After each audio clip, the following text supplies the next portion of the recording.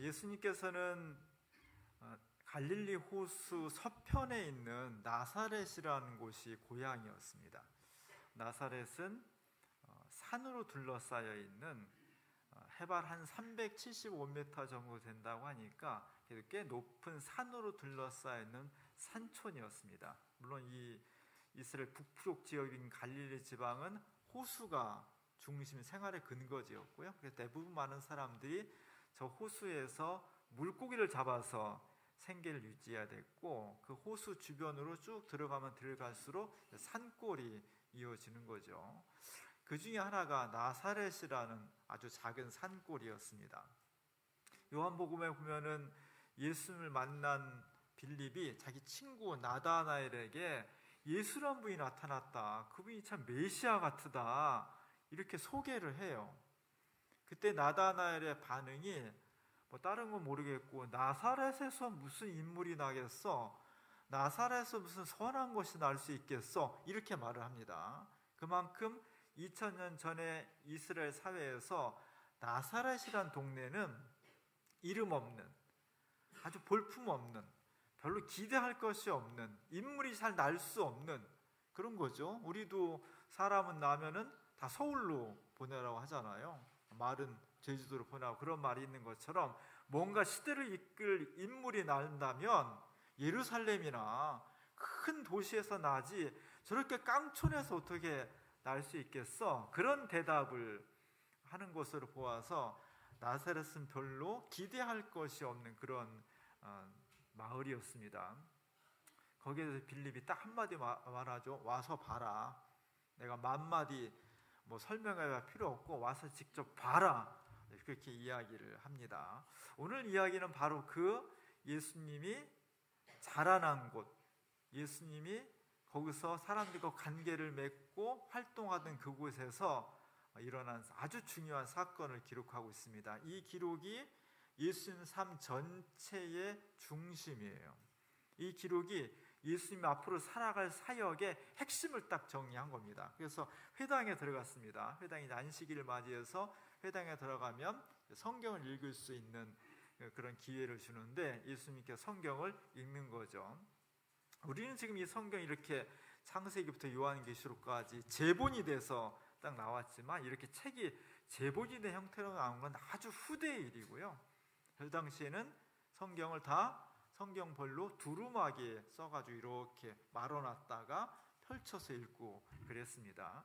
예수님이 이사야서를 받았는데, 이사야서를 받고 그냥 딱 펼쳐서 읽은 것이 아니라 찾아서 읽었어요.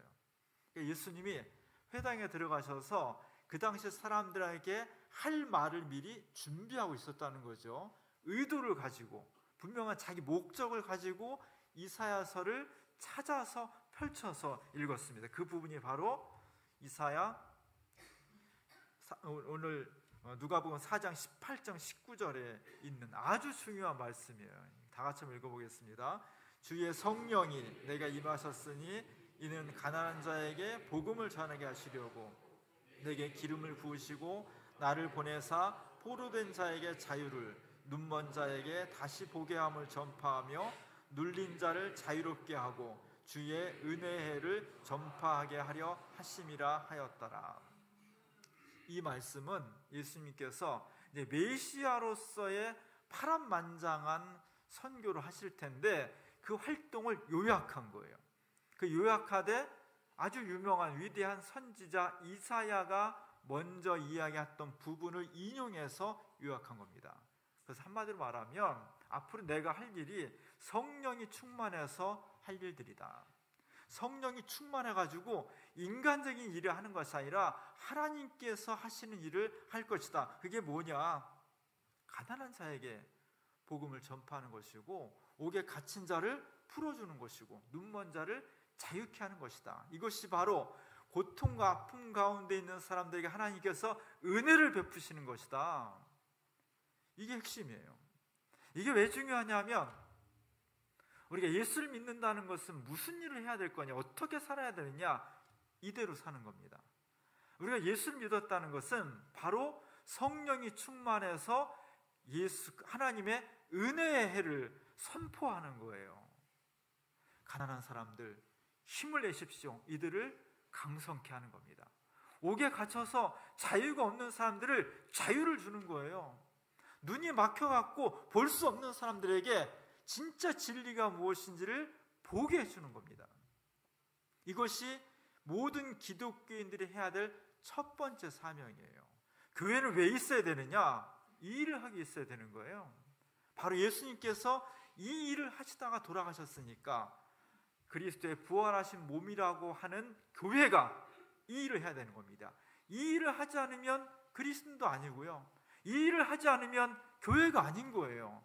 그리스도의 정체성, 교회의 정체성은 건물이나 사람 많이 모이고 그런 데서 있는 것이 아니라 무슨 일을 하고 있냐는 거예요. 그것은 바로 하나님께서 하시고자 했던 주의 은혜의 해를 선포하는 것, 주님의 은혜의 해를 성령이 충만해서 선포하는 것, 우리 교회가 그랬으면 좋겠습니다. 우리 교회가 50년 전에 이 척박한 성남 지역에 교회를 세우면서 정말 하나님이 원하시는 교회를 세우기 원했던 거예요. 그래서 이 성구를 우리 교회의 신앙 고백의 성구로 만든 겁니다. 저건 지하 1층의 복도에 옛날에 만들었던 액자를 걸어놨어요. 잊지 말자는 거죠. 주민교회가 왜 있어야 되느냐? 우리끼리 만나는 것도 좋지만 우리가 모여서 성령이 충만해가지고 주의 은혜를 선포하는 것이 우리의 존재 이유라는 겁니다. 이것을 잊어버리면 우리는 존립 근거를 상실하는 거예요. 그래서 우리는 성령이 충만해야 되고요, 그 성령 충만한 모습을 가지고 그리스도의 은혜가 왔습니다. 은혜가 뭡니까? 눈물 흘리는 사람들이 기쁨을 얻고요, 너무 가난해 힘든 사람들이 정말 풍성한 삶을 얻고, 아프고 힘든 사람들이 치유받고, 불의가 정의로 회복되고, 눈먼 사람들이 새로운 역사를 바라볼 수 있는 그런 세상을 만드는 것, 그것이 주민교회와 모든 교회의 존재 이유이고 정체성이고 목표입니다. 이것을 우리가 끝까지 고수해야 돼요. 잊지 말고 다시 확인해 들어가야 돼요. 너무 좋은 말씀이죠. 근데 특이한 것은 오늘 예수님께서 정말 소중한 하나님의 음성을 선언했는데 그것을 들은 그 당시의 유대인들의 반응이에요. 제가 오늘 너무 길어서 읽지는 않았지만 28절에서 30절에 보면 회당에 있는 자들이 이것을 듣고 다 크게 화가 났다는 거예요. 예수님께서 주의 성령이 임하셨습니다. 가난한 자에게 복음을, 눈먼 자에게 눈뜸을, 고기에 갇혀있는 사람에게 자유를 베푸는 주님의 은총이 우리에게 다가왔습니다. 이렇게 말했더니 듣고 있는 사람이 여러분처럼 감동을 받는 것이 아니라 화가 났다는 거예요. 특이하잖아요? 일어나서 동네 밖으로 예수님을 쫓아냈다는 겁니다. 그 동네가 건설된 산 낭떠러지까지 끌고 가서 예수님을 밀어 떨어뜨리려고 했다는 거예요. 죽이려고 했다는 거예요. 놀랍지 않습니까? 예수님께서 이 귀중한 말씀을 사람들에 선포했더니 너무 좋습니다, 바로 이겁니다, 그래야 되는데 그 당시 유대인들이 예수님을 화를 내면서 끌고 올라가서 예수님을 죽이려고 했다는 거예요. 너무 놀라운 행동이었습니다. 왜 그랬을까 도대체? 왜 그랬을까? 그 당시 유대인들은 이사야 선지자의 말이 틀렸다는 것이 아니라 바로 이 말을 하는 예수님이 메시아라고 선언한 것에 받아들일 수가 없었던 겁니다. 오늘 21절에 보면은 제가 표준 세 번 읽으면 이 성경 말씀은 너희가 듣는 가운데서 오늘 이루어졌다. 이것은 메시아가 하는 일인데 그것을 지금 너희가 들었다. 근데 지금 이루어졌다는 거예요. 다시 말하면 너희가 지금 보고 있는 내가 바로 이 사역을 완성할 하나님의 아들이요 그리스도요 메시아라고 선언한 것입니다. 사람들은 여기에 분개한 거예요. 네가 어떻게 메시아냐? 예수가 어떻게 메시아냐? 이런 분노를 한 겁니다. 그래서 예수님은 고향 나사렛에서 천대를 받았어요. 고향 나사렛에서 영접을 받지 못했습니다. 사실 고향은 너무나 좋은 곳인데 오늘 예수님이 고향에서 박대를 받고 목숨을 잃을 위기를 경험했다는 것입니다. 고향은 참 좋은 곳입니다. 명절을 앞두고 우리 명절에 더 고향이 많이 생각이 나죠. 누구나가 다 고향이 있어요. 우리가 태어나고 자라고 그 고향은 추억이 있습니다. 내가 오늘까지 살아가기까지 수많은 사건과 경험을 가지고 있는데 그 추억이 묻혀있는, 그래서 명절에는 늘 고향이 더 생각이 나요. 특히 북한에서 넘어오신 저희 아버님도 그랬지만 오신 분들은 명절 때마다 고향을 그리워해요. 고향 땅을 갈 수 없으니까 철책서인도 임진각까지 가서 거기서나마 목을 빼고 막 보면서 고향을 그리워하고 그럽니다. 저도 저는 이제 경기도 평택이 고향인데 저도 고향이 선해요. 제가 중학교 때까지 태어난 집, 그 다음에 초등학교 때 자란 집, 중학교 때 자란 집 다 선명하게 기억을 가지고 있습니다. 물론 지금은 가면 다 변해가지고 뭐 아파트가 들어서고 다 달라져 있지만 그 고향이라는 것은 내 어린 시절 유년 시절의 추억을 다시 되살리게 해주고 또 친근하게 해주는 아주 중요한 곳이에요. 사실 고향이 왜 중요하냐? 옛날에는요 대부분이 다 고향에서 태어났고 거기서 살다가 거기서 결혼하고 거기서 죽었어요. 그럼 또 자식들이 집을 이어서 또 살고 이런 경우가 되게 많았습니다.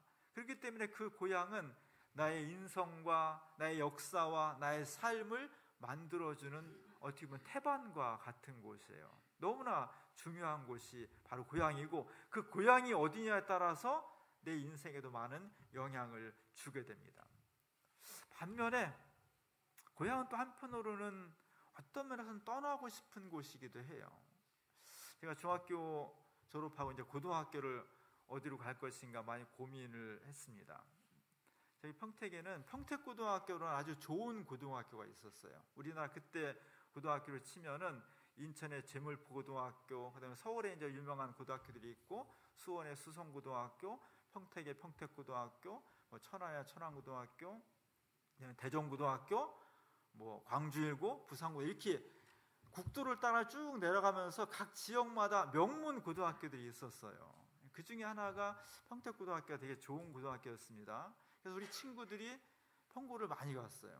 평택고등학교에서 뭐 좋은 대학도 많이 갔고, 저도 이제 어디를 갈까 막 고민을 하다가 저는 그때 막 또 천안 부교고등학교 바람이 불어가지고 학교를 글로 갔어요. 글로 간 이유는 학교를 구경 갔는데 학교가 너무 멋있는 거예요. 저거는 이제 지금 더 발전된 모습이지만 그때 79년도에 중학교들은 막 진짜 막 후미진 학교였거든요. 그러다가 이제 우리나라 재벌이 만든 사립학교인데 딱 가봤는데 이거 완전 신세계인 거예요. 너무너무 그 학교가 멋있어가지고 끌렸고, 또 그때가 이제 천안에 그 마지막 이제 시험 봐서 들어가는 시기여가지고 많은 사람들이 몰렸었어요. 그래서 이제 저 학교를 갔는데 나중에 지나고 나니까 그냥 평고 갖고 가는 생각이 많이 들었습니다. 근데 이제 그렇게 결정을 하게 된 중요한 이유 중에 하나는 제가 그때 어렸을 때지만 고향을 떠나고 싶은 생각이 있었어요. 그러니까 어렸을 때부터 나랑 너무 잘 아는 사람들, 잘 아는 관계들, 이런 사람들과 앞으로 계속 살아갈 거냐, 아니면 뭔가 좀 전혀 낯선 곳, 나랑 아무런 관계도 없고 나를 아무도 모르는, 정말 나를 알지 못하는 그런 곳에 가서 새로운 인생을 살아봤으면 어떨까 하는 생각이 겹쳐서 제가 고등학교를 전혀 낯선 곳으로 갔었습니다. 누군가를 너무 잘 아는 것, 너무 속속들이 아는 것은요, 좋은 것도 있지만 다 좋은 건 아니에요. 어느 정도는 좀 거리가 있어야 되고 어느 정도는 좀 모르는 것도 필요해요. 예수님도 마찬가지였습니다. 예수님은 나사렛이 고향이에요. 물론 태어난 곳은 베들레헴이지만 이집트로 피신 갔다가 나사렛으로 와가지고 30세가 될 때까지 예수님은 거기서 성장을 한 거예요. 30세 정도면 지금 우리로 치면 한 40대 중반 정도 되는 나이입니다. 우리로 치면은 거의 평생을 여기서 사는 거예요. 성경에는 예수님이 어린 시절 얘기가 별로 기록이 되어 있지 않습니다. 12살 때 예루살렘 성전에 갔다가 부모들은 먼저 떠나고 혼자 남아가 예루살렘 성전에서 뭐 박사들하고 이야기했다는 그 사건 외에는 예수님이 누구랑 친했는지, 뭘 하고 놀았는지, 뭘 좋아했는지 이런 기록이 없어요. 특별한 게 없는 거죠. 그러니까 예수님은 평범하게 우리 잘하듯이 아이들하고 놀고 집에 들어가기 싫어하고 몇 감고 총싸움하고 이렇게 놀면서 자란 거죠. 너무나 평범한 거예요. 아무것도 특별한 것이 없었어. 그리고 주변에 그 작은 동네에서 그 집안에 숟가락이 몇 개 있는 거 다 아는 거예요. 저도 옛날에 골목이 이렇게 있으면 옆집에서 부부싸움 하는 게 다 들려. 이렇게 지나가면서 들면은 저 집에서 밥을 뭐 먹었는지, 부부가 왜 싸움하는지, 누가 바람 났는지 다 알아. 작은 동네에서는 속속들이 다 아는 거예요. 예수님도 나사렛 동네에서 서로가 너무 잘 알고 있는 거예요. 어떻게 생각했고, 어떻게 공부했고, 뭘 좋아하고. 그런데 어느 날 갑자기 너무나 잘 알고 있는 예수님이 회당에 와서 주의 은혜의 해가 이루어졌습니다. 바로 나를 통해서 이 놀라운 기적이, 역사가, 새로운 전환이 이루어졌습니다. 그 말은 내가 그리스도입니다. 이 얘기입니다. 전혀 모르는 사람이 그랬다면 와, 저분 정말 대단한가 보다 그랬을 텐데 너무 잘하는 거예요. 어렸을 때 막 빨개벗고 돌아다니고 콧질질을 흘리고 남들 싸워가지고 때리기도 하고 코피도 나고 이렇게 자란 예수라는 청년이 어느 날 나타나서 내가 그리스도다 이렇게 말했을 때 받아들일 수가 없는 거예요. 못 받아들인 정도가 아니라 분개하면서 예수님을 죽이려고 했다는 거잖아요. 그래서 오늘 예수님이 이렇게 말을 해요. 선지자가 고향에서는 환영을 받는 자가 없느니라. 우리를 너무나 잘 알고 있는 고향이 가지고 있는, 고향은 따뜻하고 그립고 추억이 있는 곳이지만 그것이 밝은 곳이라면 고향의 그늘은 너무나 나를 잘 알고 있다는 겁니다. 오늘 예수님은 자기가 사랑하는 고향 나사렛에서 죽을 위기를 겪는 겁니다. 이 고향의 그늘을 가지고 있어요. 오늘 제가 주부에 렘브란트의 예수님 얼굴을 실었습니다. 렘브란트는 아시는 것처럼 자화상을 많이 그린 사람이에요. 그래서 옛날에는 그림이 다 영웅, 신화, 왕 또는 성경의 인물 뭐 이런 사람들만 모델이 될 수 있었지 평범한 사람들은 모델에 낄 수가 없었어요. 자기 자신을 그려? 그게 잘 나타나지 않는 거예요. 근데 렘브란트는 자기 자화상을 굉장히 많이 그렸어요. 그리고 예수님 얼굴도 그렸습니다. 1640년도에 A4 용지 정도 되는 작은 사이즈에다가 그림을 그렸습니다. 보통 유대인 모습이에요. 검은 머리에다가 길게 이렇게 길러져 있고 수염도 적당히 길러져 있고 뭔가 좀 골똘히 생각하는 것 같지만 저 속에 무슨 생각을 하는지 어떤 슬픔이 있는지 궁금하긴 하지만 가만히 뜯어보면 특별한 게 없어요. 보통은 예수님 저렇게 그리면 얼굴 뒤에다가 아우라를 치거든요. 후광을 그려서 이분은 특별한 존재입니다. 이분은 보통 분이 아닙니다. 이분은 보통 인간이 아니라 신적인 어떤 권위를 가지고 있는 분입니다 라는 것을 그림으로 표시를 하거든요. 근데 렘브란트는 그런 것도 없어요. 그냥 보면 예수님 얼굴이라는 제목 없이 그냥 보면 그냥 그 시대 어떤 사람을 그린 것 같구나, 평범하구나 이렇게 느끼는 거예요. 그런데 그 속에서 렘브란트는 하나님의 모습, 우리를 구원할 그리스도의 모습을 보는 겁니다. 우리는 신을 기대하죠. 우리의 삶 속에 하나님이 탁 나타나가지고 정말 깜짝 놀라운 일을 보여주셔서 정말 하나님이 살아계시구나, 정말 예수님이 그리스도시구나 이걸 때 한 번에 딱 알았으면 좋겠어. 교회에서는 얼마나 기적이 일어나고 신기한 일이 일어나고 막 그러면 믿기 쉽잖아요. 예수님 막 마귀가 산꼭대기에 올라가 성전에 올라가서 막 뛰어내리라고 하잖아요. 뛰어내리면 천사가 너를 발을 받쳐줘서 50층에서 뛰어내렸는데 그냥 아무것도 안 다치면 이건 정말 하나님 쉽게 할 수 있잖아요. 쉽게 믿을 수 있잖아요. 그런 유혹을 합니다. 예수님이 한 번에 거절하죠. 인간은 특별한 것을 기대하는 게 있어요. 그런데 예수님은 너무나 평범하게 오신 거예요. 나사렛 동네에서 그분이 특별한 것을 많이 보여주셨다면 사람들이 이렇게까지 예수님을 부인하고 뭐 그를 끌고 낭떠리 가서 막 죽이려고 이럴 수가 없는 거죠. 너무나 평범했던 거예요. 그냥 보통 수많은 청년 중에 하나였습니다. 예수라는 이름조차도 평범해. 우리를 치면은 철수거든요. 이것은 철수가 아닌가? 평범한 이름이에요. 누구나 알 수 있는 이름을 가지고 있는 게 예수님입니다. 삶도 그렇고 평범했기 때문에 그분이 내가 그리스도라고 얘기했을 때 받아들일 수가 없었던 거예요. 오늘 20세기 이후 21세기의 현대 세계를 형성하는 정신은 다 인간이 중심이에요. 신비한 것이나 신이나 그리스도 인정하지 않는 겁니다. 기존 사고를 다 해체해버려. 수천 년 동안 믿어왔던, 기독교에서 2000년 동안 믿어왔던 예수님은 그리스도라는 이 놀라운 신앙 고백을 다 해체해버려요. 예수는 좋다는 거죠. 그분은 너무 착하고 너무 헌신적이고, 그러나 나는 그를 그냥 예수로만 알지 그리스도라고는 받아들일 수 없다는 게 현대 정신이에요. 예수는 좋지만 교회는 싫다는 게 현대 정신입니다.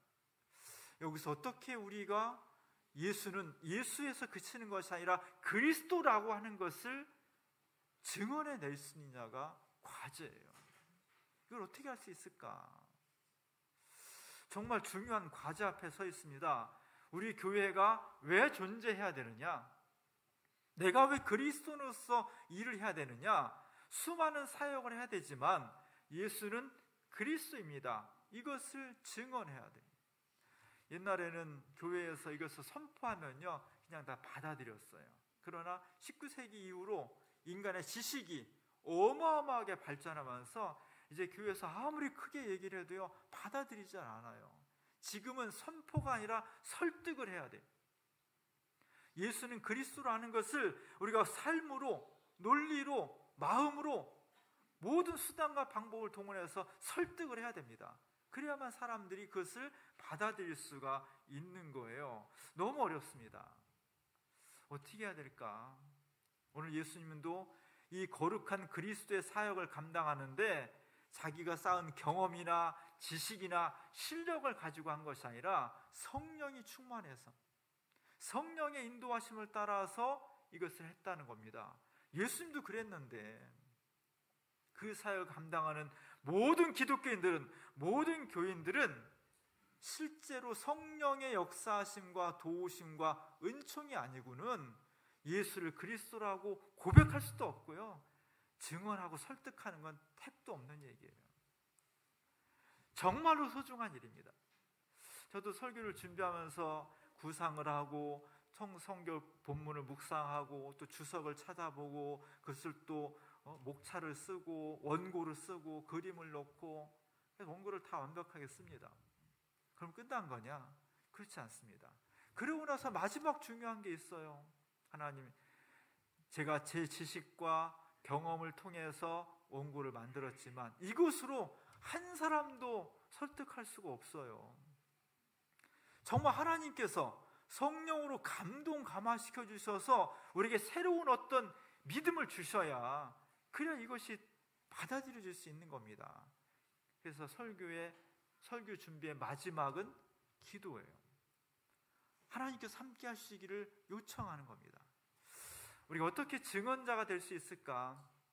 어떻게 우리가 예수를 받아들이지 않는, 그것이 현대성이라고 말하는 이 시대에 예수는 예수로 끝나는 것이 아니라 그리스도라고 어떻게 설득해낼 수 있을까? 그것은 우리의 지식과 경험이 아니라 그것을 포함하지만 성령의 역사하심과 하나님의 은총이 아니고는 가능하지 않은 겁니다. 오늘 우리 교회가 성령이 충만한 교회가 됐으면 좋겠습니다. 열심히 기도하는 교회가 됐으면 좋겠습니다. 그래서 오늘 우리에게 주신 사명, 예수는 그리스도라는 이 선언을 통해서 사람들이 구원받고 이 세계가 죽음을 향해 달려가고 있는데 정말 새로운 생명과 구원의 길로 들어설 수 있도록 우리가 설득하고 증언하고 열심히 최선을 다해서 삶으로 보여줄 때 우리에게 새로운 믿음이 생길 것입니다. 예수는 그리스도라는 이 놀라운 비밀을 우리의 삶을 통해서 최선을 다해 증언할 수 있는 그리스도인 주민교회가 될 수 있기를 주님의 이름으로 간절히 축원합니다. 기도하겠습니다. 예수님도 고향에서 환영을 받지 못했습니다.